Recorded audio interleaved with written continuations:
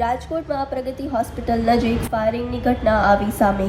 મામલો ગંભીર બનતા પોલીસ અધિકારીઓ તરત જ ઘટના સ્થળે દોડી આવ્યા।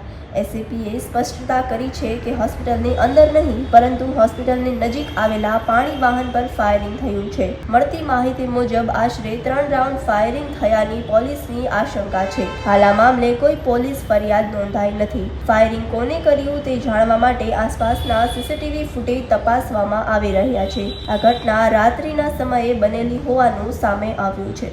રાજકોટ ખાતે મંગળા મેઇન રોડ ખાતે પ્રગતિ હોસ્પિટલ નજીક આજરોજ રાત્રિના 3:30 વાગ્યાની આસપાસ ફાયરિંગની ઘટના બનેલ, જે અંગે કોઈ વ્યક્તિ દ્વારા ફરિયાદ જાહેર કરવામાં આવેલ નથી, તેમજ કોણે ફાયરિંગ કર્યું તે પણ જાહેર થયેલ નથી।